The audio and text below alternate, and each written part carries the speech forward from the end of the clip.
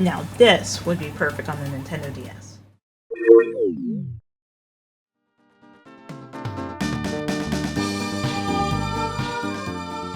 You remember Pokémon Ranger?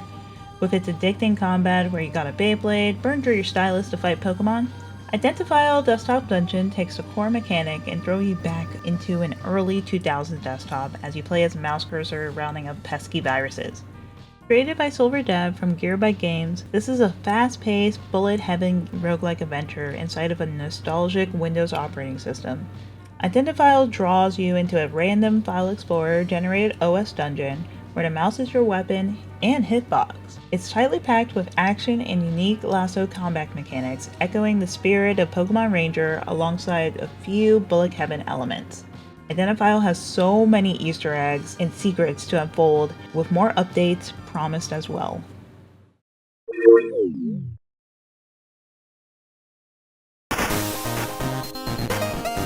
You navigate a file tree, browsing through folders out of which infected ones are marked with skulls, their amount signifying encounter difficulty, and zip files offering an extra challenge.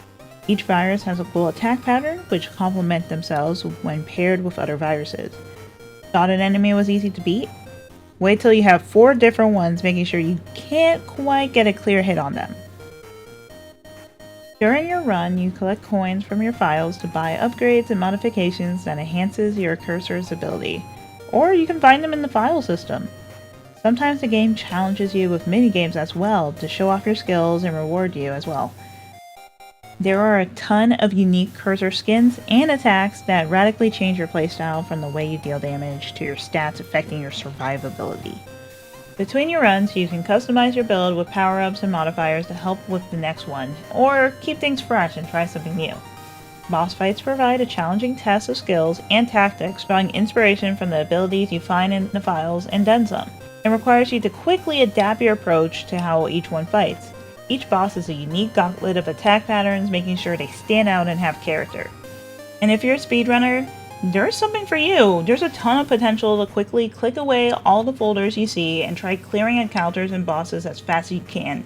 Maybe in the future there could be additional boss rush modes with time high scores and leadership boards. Only time can tell.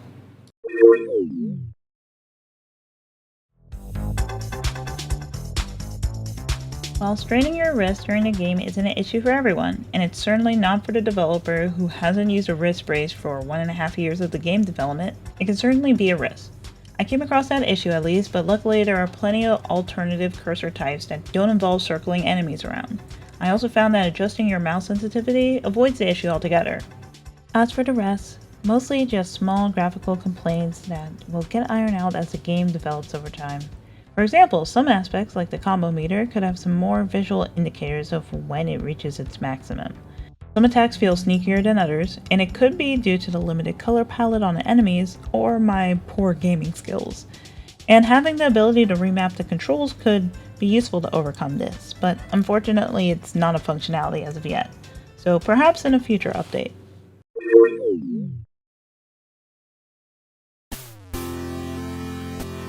Identifile is not the first game to adopt the mock operating system look. Emily is Away, Hypnospace Outlaw, Home Safety Hotline, and Kingsway, to name a few, have a similar way of immersing the players into a fictional system. That doesn't mean it's bad, though quite the opposite. Identifile takes a full advantage of this idea to solidify its own personality. Drives are layers and are themed around their era periods and even signified just by the background and possibly a hue change.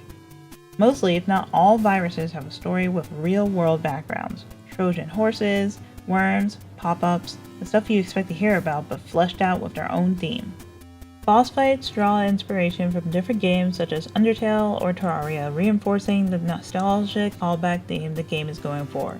And on the topic of operating system, one cool thing about the game is every window can be dragged and repositioned. Don't like where your HP meter is? Just put it where you want it. Have a monolith of information stacked up or placed around wherever you feel like it? Mouse cursor not to your liking? There are different ones like good old Clippy or something like your favorite video game. File names in the game are often called back to the older internet culture, such as old YouTube memes, and the wide cursor skin selection reminds you of the time you went too far on the internet and got a sketchy cursor program because you wanted to make your cursor look like a gun. The soundtrack is catchy, blending nostalgic chip beats with a modern twist that allows you to keep discovering new sounds as you progress in the game. Hey, want to listen to some tunes?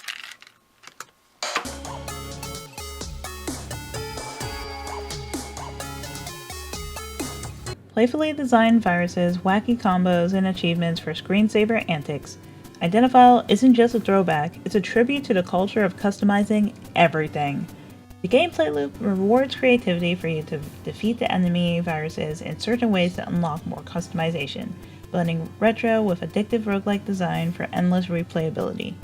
But it's also a love letter to the early days of computing, where things were simple yet creative, and viruses have more character to them than just trying to sneakily steal your crypto dollars. The game in itself is also the developer's dream project, with the common theme is showcasing and experimenting with all the cool game mechanics or internet culture that the dev was passionate about growing up.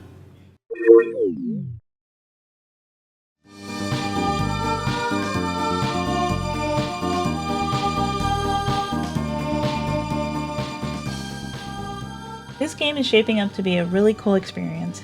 In an interview I conducted with the developer, they mentioned some really promising stuff on the horizon, like pets, customizable wallpapers, or perhaps even a way for viewers to also have a say in your runs on Twitch.